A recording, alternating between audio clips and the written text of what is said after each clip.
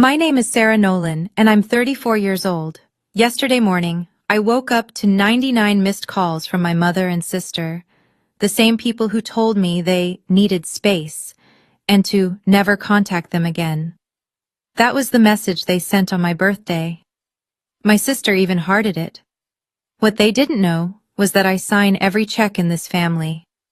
They didn't know that the mansion they live in, the cars they drive, the credit cards they swipe, all of it flows through my hands, until I made it stop. Before I tell you what happened next, please take a moment to like and subscribe, but only if you genuinely enjoy this story. And I'd love to know, where are you watching from and what time is it there? Let me take you back to how it all started. Growing up, I was the invisible daughter. Not in any dramatic way. I wasn't locked in a basement or denied food. It was subtler than that. My mother simply looked past me. Every room I entered, her eyes would scan for my younger sister Jessica first. Every conversation circled back to Jessica's needs, Jessica's dreams, Jessica's problems. I became the fixer, the quiet one who handled things. When Dad passed away 10 years ago, I was 24 and fresh out of business school. The company, Nolan Properties, was drowning in debt. Mom didn't know what to do. Jessica was 19 and more interested in shopping than spreadsheets. So I stepped up. I restructured the loans, renegotiated contracts, worked 60-hour weeks until Nolan Properties wasn't just surviving, it was thriving. Now I'm the CFO. On paper, that sounds impressive. In reality, it means I transfer $8,000 into Mom's account every month. Another $3,500 to Jessica. I pay for the house they live in, the cars, the vacations, the spa days. Not once has anyone said thank you. The only calls I get from Mom are when the money's late. 2 days delayed last month because I was closing a major deal. She didn't ask how I was. She asked why the transfer hadn't come through. "Your sister needs it for her trip," she said. No hello. No how are you. I remember the last time someone in my family acknowledged my birthday. I was 12. Dad made me a chocolate cake with too much frosting. He wrote, "Happy birthday, my little CEO," in crooked letters. That was 22 years ago. Dad's been gone for 10 of them. And every year since, my birthday passes like any other day. At least that's what I thought this year would be. 3 weeks before my birthday, I discovered something that should have been impossible. It was an accident. Jessica forwarded a message to the family group chat, except we don't have a family group chat. At least, I didn't think we did. Turns out, there was another one. Mom and Jessica's private channel. The one without me. The forwarded message was brief. "Let's discuss the shares at Saturday's meeting. Jay, wear something nice." I stared at my phone. Shares? What meeting? I scrolled through the screenshots Jessica had accidentally included, dozens of messages I was never meant to see. "Mom, we should look into selling some company stock." Jessica, "Sarah won't like that." Mom, "Sarah doesn't need to know yet. She just handles the paperwork." My chest tightened. Jessica, "She acts like she runs everything. It's annoying." Mom, "Don't worry about her. She's always been difficult. No social skills. That's why she buries herself in spreadsheets." Jessica, "True, lol. She wouldn't understand business strategy anyway." Mom, "You're the one with the real business sense, sweetheart, like your grandmother." I set the phone down. My hands were shaking. For 10 years, I had rebuilt this company from the ground up. I had sacrificed weekends, relationships, any semblance of a personal life. And to them, I was just the difficult daughter who handled paperwork. But it was the date of their secret meeting that truly broke something in me. March 15th. My birthday. They were planning to discuss selling my father's company, the one he trusted me to protect, on my birthday, without inviting me, without even remembering why that date might matter. That's when I started paying attention. That night, I couldn't sleep.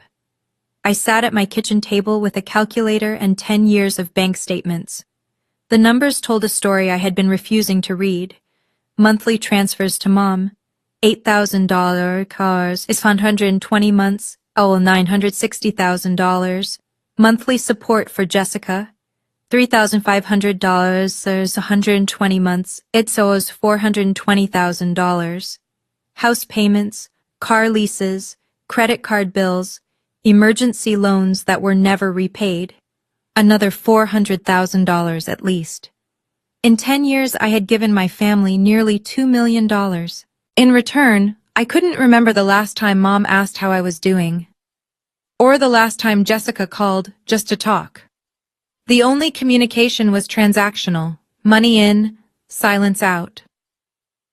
I thought about Dad, the way he used to look at me across the dinner table, like I was the only person in the room who understood him.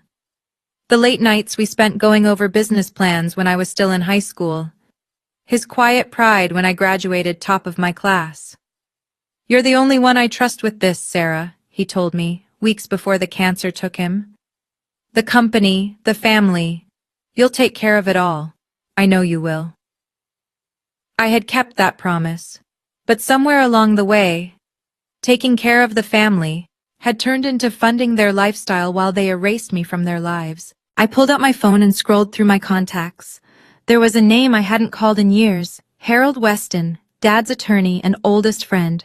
He reached out every year on the anniversary of Dad's death. Just a quick message, checking in. I always replied politely and briefly. I had never understood why he kept reaching out. Now I was starting to wonder. I made a decision. I wouldn't confront them. Not yet. Part of me wanted to call Mom immediately, to demand an explanation, to ask why they were meeting behind my back, why they thought I just handled paperwork, why they never remembered my birthday. But what would that accomplish? More denials, more gaslighting, more, "You're being too sensitive, Sarah." No, I wanted to see the truth clearly, and the clearest view would come on March 15th, the day they claimed to want to discuss company business, the day they apparently forgot was my birthday. I would wait. Watch. See exactly how my family treated me when they had no reason to pretend. In the meantime, I called Harold.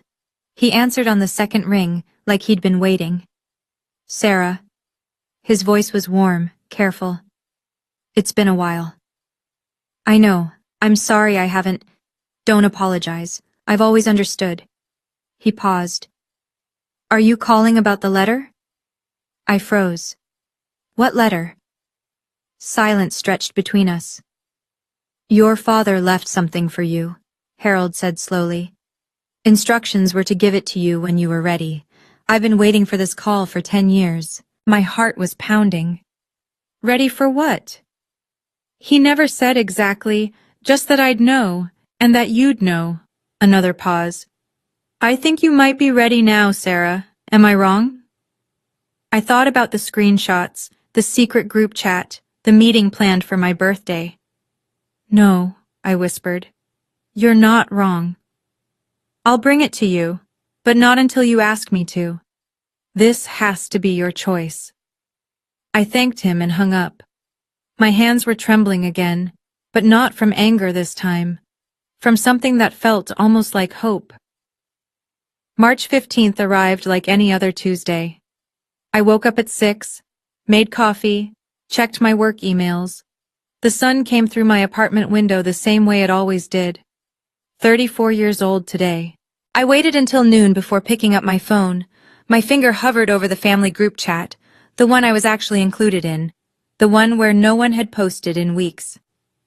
I typed a simple message. "Today's my birthday. Did anyone remember?" Then I pressed send and set the phone face down on my desk. I tried to focus on work. A contract needed review. Quarterly projections were due. The minutes crawled by. 1 hour, 2, 3. At 3:47 p.m., my phone buzzed. Mom's name flashed on the screen. My heart jumped. Maybe I was wrong. Maybe she remembered after all. I opened the message. "We need space from you. Please don't reach out anymore. I read it 3 times, certain I was misunderstanding. But the words didn't change. Then came the notification. Jessica liked the message. My sister had hearted our mother, telling me to disappear from their lives. On my birthday.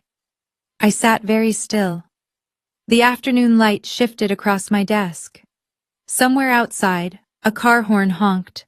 Life continued, indifferent to the fact that my family had just excommunicated me with 11 words. I don't know how long I sat there. Eventually, muscle memory took over.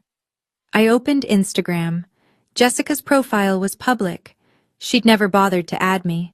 Her latest story was a photo of champagne glasses, decorations in soft pink and gold, a banner in the background. I zoomed in. Happy birthday, it read. The timestamp showed it was posted 30 minutes ago. My hands had stopped shaking. They were perfectly steady now. I scrolled through Jessica's stories with surgical precision. The first showed the entrance to the house I paid $12,000 a month to rent. Pink balloons framed the doorway. A valet was parking a Mercedes. The second was a boomerang of Mom adjusting a flower arrangement. She was wearing her company event pearls, the ones she saved for impressing business partners. The third made my stomach drop. It was a guest list, handwritten in Mom's elegant script. I recognized the names immediately. Marcus Webb from Web Development, our biggest client. The Hartley sisters, who owned half the commercial real estate in the county. David Chen from the investment firm we'd been courting for months. These weren't family friends. These were my professional contacts, people I had spent years cultivating relationships with. And they were at a party in my family's home, a party I wasn't invited to. The fourth story showed the birthday cake, 3 tiers covered in edible flowers. The name written in elegant frosting loops, Jessica. Jessica's birthday is April 20th. I checked the date on my phone, March 15th, my birthday. Mom was throwing a birthday party for the wrong daughter, on the right daughter's actual birthday, using money from the right daughter's pocket, while telling that daughter to never contact them again. And she'd invited everyone who mattered in our professional world. I imagined the conversations happening right now. Where's the older daughter? Someone might ask. Oh, Sarah? Mom would wave her hand dismissively. She's not really part of things. Difficult girl, no people skills. They had no idea. The person funding their champagne and their caterers and their valet service was sitting alone in her apartment, freshly blocked from her own family. Something shifted in me then. Something quiet and final. I called Harold at exactly 5 p.m. I'm ready, I said. Bring me the letter. I'll be there in an hour. No questions. No hesitation. While I waited, I did something I'd never done before. I pulled up the company's financial structure. Not the day-to-day operations I managed, but the ownership documents. The things I'd signed years ago without really reading. Dad had left me 60% of Nolan Properties. Mom got 20%. Jessica got 20%. I knew that already. What I'd never fully processed was what it meant. As the majority shareholder and CFO, I had signing authority over everything. Every contract, every major expense, every distribution from the company accounts, including the family trust, the trust that funded Mom's lifestyle, the trust that paid for Jessica's credit cards, the trust that had been bleeding money for a decade while I signed the checks on autopilot. I had always thought of it as Dad's money, family money, something I was obligated to manage for everyone's benefit. But legally, I was the sole signatory. Nothing moved without my approval. Harold arrived at 6. He looked older than I remembered, but his eyes were still sharp. Before you read this, he said, handing me a sealed envelope, there's something you should know. I waited. Your father restructured everything 6 months before he died. He knew your mother would... He paused, choosing his words. He knew Patricia would favor Jessica. He saw it even then. Why didn't you tell me sooner? He made me promise to wait until you came to me. Harold's voice was gentle. He said you needed to see it for yourself, otherwise, you'd never believe it. I looked at the envelope in my hands. Dad's handwriting on the front.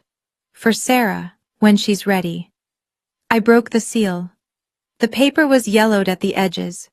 Dad's handwriting filled both sides, the same neat print he'd used for everything, from grocery lists to business contracts. My dear Sarah, it began. If you're reading this, it means what I feared has finally happened.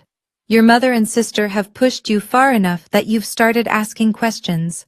I'm sorry it took this long. I'm sorry I couldn't protect you better. I've watched the way Patricia looks at you since you were small. The way she compares you to Jessica, always finding you lacking. It breaks my heart because I know the truth. You are the strongest person in this family, the most capable, the most loyal. But strength isn't the same as being valued. And loyalty means nothing to people who only see what you can give them. I'm leaving you the company because you're the only one who will protect it. But more importantly, I'm leaving you the power to protect yourself, the trust, the accounts, the signing authority. It's all in your hands for a reason. You don't owe anyone your sacrifice, not even family. If they've hurt you enough that you're reading this letter, then they've already shown you who they are. Believe them. And know that walking away isn't betrayal. It's survival. Doing the right thing doesn't mean letting people take advantage of you. Remember that. I love you more than I could ever say. And wherever I am, I'm proud of the woman you've become. Your father. I don't know when I started crying. The tears just came, quiet and steady, and Dad had known. All those years ago, he had seen exactly what would happen, and he'd built me an escape route, brick by brick, waiting for the day I'd need it. That day was today. If you've ever felt invisible in your own family, I see you. And if this story is hitting close to home, would you do me a favor? Drop a comment telling me, have you ever had to set a boundary with someone who should have loved you unconditionally? I'd really like to know I'm not alone in this. Also, if you're enjoying this, that subscribe button really does help more people find stories like this. Now, back to what happened next. I folded Dad's letter carefully and placed it in my desk drawer. Then I looked at Harold. What are my options? He walked me through everything. As majority shareholder and sole signatory on the trust, I could freeze distributions immediately. I could restructure Mom and Jessica's access to company funds. I could, if I wanted, cut them off entirely. But that's not what you're planning, Harold said. It wasn't a question. No. I stood and walked to my closet. I'm going to that party. Harold's eyebrows rose. Are you sure that's wise? They're telling everyone I don't exist, that I'm difficult and have no people skills. I pulled out my best suit, charcoal gray, impeccably tailored, the same one I wore to board meetings. I want to see what else they're saying, and I want to see who's listening. Sarah, Harold's voice was careful. I should tell you, I was invited to that party. Marcus Webb asked me to come review some partnership documents. I turned to look at him. They don't know you're my lawyer, I realized. They think you're just the company attorney. Your mother never bothered to learn the details of the legal structure. A small smile crossed his face. She doesn't know I report to you. Something clicked into place. You'll be there. I will. And Marcus Webb will be there, our biggest client. He will. I thought about it. Mom telling everyone I was nobody. Jessica claiming credit for my work. And in that room, two people who knew exactly who I was and what I did. I wasn't going to make a scene. I didn't need to. I just needed to walk into that room and let the truth reveal itself. I'll see you there, I told Harold. I arrived at the house at 7:30. The valet took my car without a second glance. I walked up the familiar stone path, past the rose bushes Mom had planted last spring with money from my last bonus. The front door was propped open. Laughter and music spilled out. I could smell expensive perfume and catered hors d'oeuvres. I didn't go in, not yet. Instead, I circled around to the side garden, where French doors led to the living room. The curtains were parted just enough to see inside. Mom stood in the center of the room, holding court. She was telling a story, her hands moving expressively. Several guests leaned in, including Marcus Webb, who I recognized from our quarterly meetings. I moved closer, staying in the shadows. My older daughter? Mom was saying. She waved her hand dismissively. Oh, Sarah has some issues. Emotional problems, really. Very difficult to be around. My chest tightened. We had to cut ties for our own mental health, she continued. It was heartbreaking, but some people just can't maintain relationships. A woman I didn't recognize made a sympathetic sound. That must be so hard. It is. Mom dabbed at her eyes, actually dabbed at her eyes. But we have to protect ourselves, don't we? Marcus spoke up. Doesn't she work for the company? Sarah, I mean? Mom laughed, actually laughed. Sarah? She does some minor paperwork, filing, that sort of thing. She gestured toward Jessica. This one is the real business mind in the family, just like her grandmother. Jessica beamed. I stood in the dark garden, watching my mother lie to my biggest client about who runs the company my father built, and I realized she had no idea who I was. Time to remind her. I walked through the front door like I belonged there. Because I did. I was paying for it.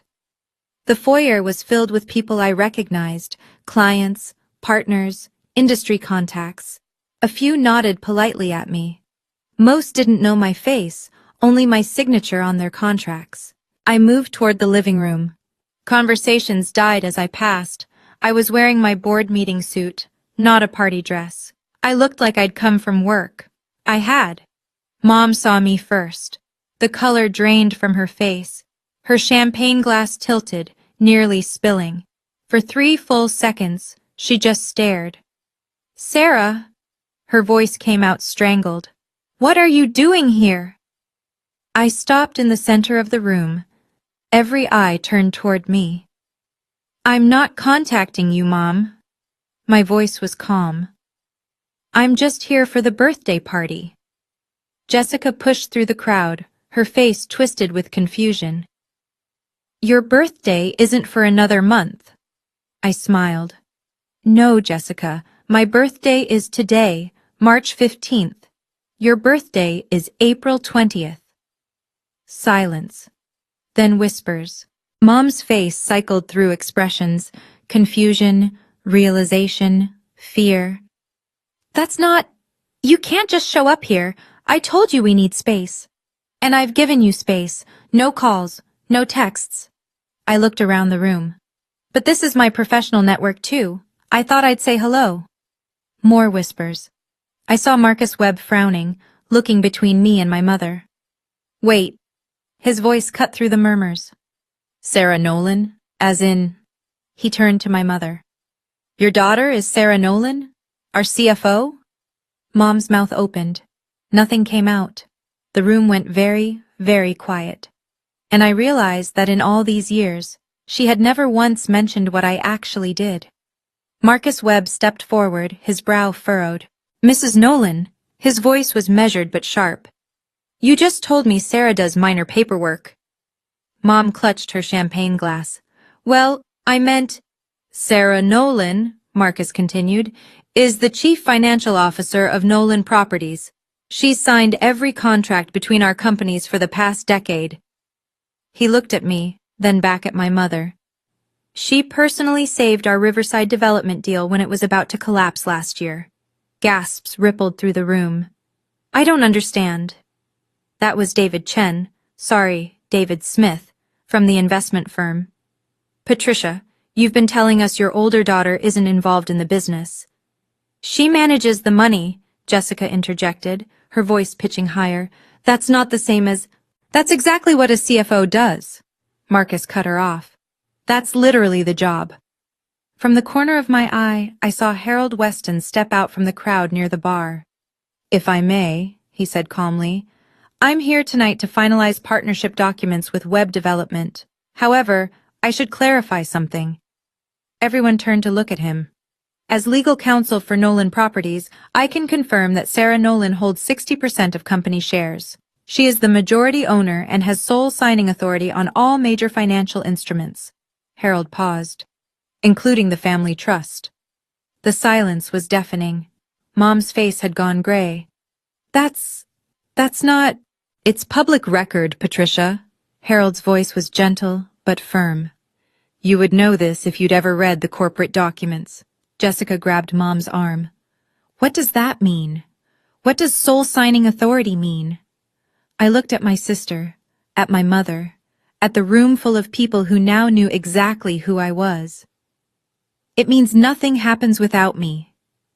The room erupted in whispers. I watched my mother's face transform, confusion giving way to calculation, then panic. She had built her entire social identity around being the matriarch of Nolan Properties. Now everyone knew the truth. Sarah, Mom's voice shifted to something softer, pleading. Sweetheart, this is all a misunderstanding. That message I sent was very clear. I kept my voice even. You said you needed space. You said not to reach out. I didn't mean... And Jessica hearted it. My sister flinched. I thought... You thought what, exactly? I asked. Jessica's mouth opened and closed.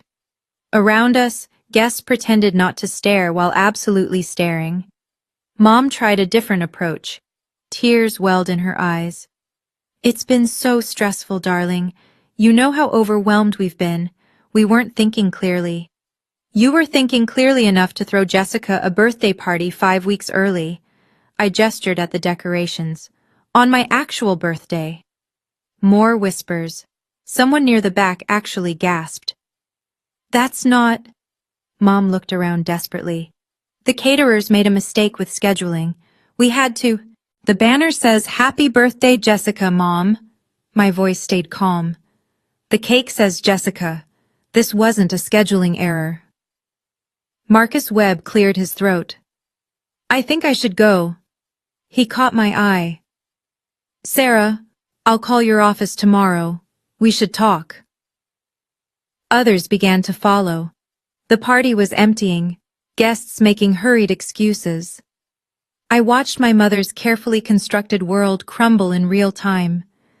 Then I turned toward the door. Sarah, wait! Mom grabbed my arm. You can't just leave. We need to discuss. I gently removed her hand. You asked for space. I'm giving you exactly what you asked for. I walked out without looking back. Okay, real talk. If you were me at this exact moment, what would you do? Would you walk away like I did, or would you stay and say more? Tell me in the comments. I genuinely want to know how you'd handle this. And hey, if you haven't subscribed yet, now might be a good time. We're getting to the part where everything falls apart for them. Here's what happened next.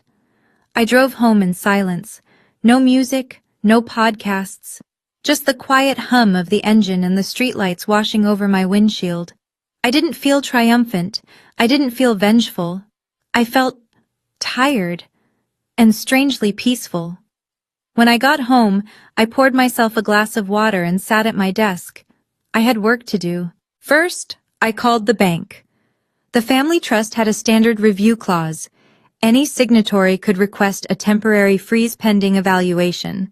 I exercised that right. How long will the review take? The account manager asked. As long as necessary, I said. Please process the hold immediately. Next, I emailed Harold a list of action items. Review all financial access for Patricia and Jessica Nolan. Audit distributions over the past 12 months. Prepare documentation for a formal restructuring of trust disbursements. Nothing illegal, nothing vindictive, just boundaries. Finally, I opened my phone settings. I found Mom's contact and pressed block, then Jessica's, then the group chat. They had asked me not to contact them. I was simply making sure I couldn't. I set my phone on the nightstand and lay down. For the first time in years, I didn't check my email before closing my eyes. I didn't worry about whether someone needed something from me. The ceiling was dark and still. My apartment was quiet. I thought about Dad's letter. Walking away isn't betrayal, it's survival. I wasn't walking away from my family. I was walking away from a version of myself that let people treat me like an ATM with a heartbeat. That night, for the first time in 10 years, I slept through until morning. No phone buzzing, no emergencies, no one needing anything, just silence. It was the best birthday present I'd ever given myself. I woke at 7 to sunlight and birdsong. For a long moment, I'd just lay there. No anxiety, no dread. My body had forgotten what it felt like to wake up without tension. Then I remembered. My phone was blocked. I unblocked the numbers just to check. 99 missed calls. The counter had maxed out. 47 voicemails. I scrolled through the call log. Mom's cell. Jessica's cell. Numbers I didn't recognize, probably their friends' phones when they realized they'd been blocked. The voicemails started panicked and escalated from there.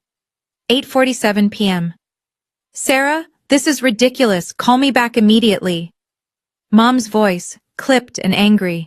10:15 p.m. The credit card isn't working. What did you do? Jessica, shrill. 11:30 p.m. Sarah, whatever point you're trying to make, you've made it. Now fix this. Mom again, less confident. 2:00 a.m. Please, please call us back. We need to talk about this. Jessica, crying. 6:15 a.m. Sarah, the bank says the trust is frozen. They won't tell us anything, please. Mom's voice cracked. Please, sweetheart. I set the phone down. My email held more of the same. All caps from Jessica. You can't do this. This is family money. A longer message from Mom, switching between accusations and pleas. I don't understand why you're punishing us. We love you. This is cruel. Please just call. At the bottom of my inbox, a different name. Marcus Webb. Sarah, I didn't know your family situation, and it's not my business, but I want you to know, my trust is with you, not them. Let's talk this week about moving forward. You have my full support. I read his email twice. Then I closed my laptop, made coffee, and watched the morning light fill my apartment. They would survive, but they'd have to do it without me. The next few days brought the reality home. Harold called with updates. The trust freeze meant all automatic payments had stopped. The landlord of Mom's rented mansion, my rented mansion, had received a declined payment notification. He'd called Patricia directly, confused. She tried to tell him it was a bank error, Harold said. He's giving her 30 days. Jessica's credit card had been declined at the spa where she tried to book a recovery day after the party disaster. Then at her favorite restaurant, then at the gas station. Her car lease payment bounced. The dealership sent a notice. They're realizing, Harold said quietly, that everything they have flows through your signature. I felt no satisfaction hearing this. Only a strange, hollow calm. What about the business partners? I asked. The ones who were at the party? Marcus Webb called this morning. He wants to strengthen your partnership agreement. Says he's more confident in the company now that he knows who's actually running it. I almost laughed. Almost. The Hartley sisters sent flowers to your office with a note apologizing for believing Patricia's stories about you. They sent me flowers? And a request for a meeting. They're interested in expanding their investment. I sat with that information. My mother had spent years telling everyone I was nothing. In one evening, the truth had unraveled all of it. Harold, I said, I don't want to destroy them. I just want to stop being used. I know. His voice was kind. Your father knew that too. That's why he set things up this way. You have the power to protect yourself without having to hurt anyone. Then let's figure out a sustainable arrangement, something fair. I'll draw up options. I thanked him and hung up. Fair. That was all I'd ever wanted. Mom showed up at my office 4 days after the party. My assistant buzzed me with barely concealed alarm. Ms. Nolan, there's a woman in reception. She says she's your mother. She's upset. I closed my laptop. I'll handle it. I walked to the lobby myself. Mom was standing at the reception desk, her makeup smudged, her designer blouse wrinkled like she'd slept in it. Where is my daughter? She was demanding. I need to see my daughter right now. The receptionist looked relieved when she saw me. Ms. Nolan, it's fine, Rachel. I've got this. Mom spun around. For a moment, her face crumpled with something like hope. Sarah, thank God, we need to talk. This has all been a terrible— Not here. I kept my voice low and professional. This is my workplace. Then come outside. Come home. Please. We're family. You told me not to contact you. I didn't mean it. Her voice rose. Heads turned throughout the lobby. You know I didn't mean it. We were just stressed.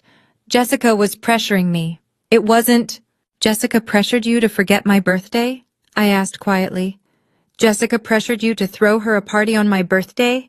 Jessica pressured you to tell everyone I do minor paperwork? Mom's mouth worked silently. If you want to talk, I said, you can make an appointment through my assistant, like anyone else. I'm your mother. I looked at her, really looked. The desperation in her eyes, the fear.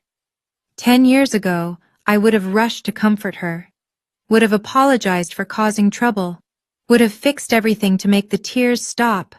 Not anymore. I know you are, I said. But I'm also a person, and people deserve basic respect. I turned and walked back to my office. She didn't follow. Jessica's world collapsed faster. I heard about it through mutual acquaintances, then through her increasingly desperate LinkedIn messages. My personal number was still blocked. The European vacation she'd booked was canceled. Her card declined at the travel agency. Her friends started asking questions. Word had spread about the party. Your sister is the CFO, but you said she just did filing. Her boyfriend, Tyler, a personal trainer who'd never held a job longer than 6 months, packed his bags when he realized the credit card gravy train had stopped. I thought you had family money, he said on his way out. This isn't what I signed up for. Jessica's LinkedIn message arrived a week after the party. Sarah, I know we haven't always been close, but I'm really struggling here. I didn't understand how things worked. I didn't know you were so important to the company. Can we please talk? I'm sorry for everything. I just need help. I read it 3 times. I didn't know you were so important. Not, I'm sorry for hurting you. Not, I'm sorry for treating you like you didn't matter. Just, I didn't know you were important. She still didn't get it. She wasn't sorry for the years of dismissal, the cruel comments, the hearted text message. She was sorry because the money stopped. I typed a reply, then deleted it. Typed another, deleted that too. Finally, I wrote, I appreciate you reaching out. When you're ready to have a real conversation about our relationship, not about money, let me know. I didn't hear back. The truth was harder to accept than I'd expected. My sister didn't miss me. She missed my wallet, and that hurt more than anything else. 2 weeks after my birthday, I sent a letter. Harold delivered it personally to Mom's house. I didn't trust email for something this important. Dear Mom and Jessica, I'm not cutting you off, but I'm also not continuing a relationship that only works when I give and you take. If you want to be part of my life, I'm open to that. But it has to be based on mutual respect, not on what I can provide financially. Effective immediately, the family trust will be restructured. You will each receive a fixed monthly allowance. $3,000 for Mom, $1,500 for Jessica. This is enough to live comfortably, but not lavishly. The allowance is not dependent on our relationship. You'll receive it whether we speak or not. But it's also not negotiable. This is what the trust can sustainably support without depleting principal. If you want more, you'll need to earn it. Jessica, you're 29. It's time to build your own career. Mom, the allowance covers a modest apartment and living expenses. The mansion lease will not be renewed. I know this isn't what you wanted to hear, but I've spent 10 years giving everything I had to a family that treated me like I was invisible. That's over now. I love you both. But love doesn't mean accepting disrespect, and it doesn't mean funding people who only see my value in dollar signs. If you want to talk, really talk, about us, not about money, my door is open. But I won't be reaching out first. You asked for space. I'm giving it to you. The next move is yours. Sarah Harold said Mom cried when she read it. Jessica threw it across the room. Neither of them called. But the check still went out on the 1st of every month. That felt right. It's been 3 months since my 34th birthday. Mom moved into a 2-bedroom apartment downtown, smaller than she's used to, but nice, clean, manageable. Jessica got a job, entry level at a marketing firm. I heard she complains about it constantly, but she shows up every day. That's something. We haven't spoken. Not really. A few awkward text messages, a birthday card from Mom for Easter. She got the holiday wrong, but at least she tried. I don't know if we'll ever have a real relationship. The kind where they call just to hear my voice. The kind where my birthday is remembered. But I've made peace with that. I spent 34 years believing that if I just gave enough, tried hard enough, made myself useful enough, my family would finally see me. Finally love me the way I needed to be loved. Dad knew better. He left me that letter because he understood what I couldn't accept. Some people will never see you, no matter what you do. And staying in that darkness will only drain the light from your own life. Walking away wasn't revenge. It wasn't punishment. It was permission. Permission to stop shrinking myself. Permission to stop apologizing for existing. Permission to finally put my own oxygen mask on first. Last week, I celebrated my half-birthday. Just me, a slice of cake, and a glass of wine on my balcony. No one called, no one sent flowers. But I wasn't sad. Because for the first time in my life, I knew my worth wasn't measured by who remembered me. It was measured by how I remembered myself. And I was finally someone worth remembering. Love isn't about being needed, it's about being valued. I learned the difference the hard way. But I learned. If this story resonated with you, I'd love to hear your thoughts. Have you ever had to choose between peace and family? What did you do? Drop a comment below. I read every single one. And if you want more stories like this, there are a few in the description I think you'll really connect with. Thank you for staying until the end. It means more than you know. See you in the next one.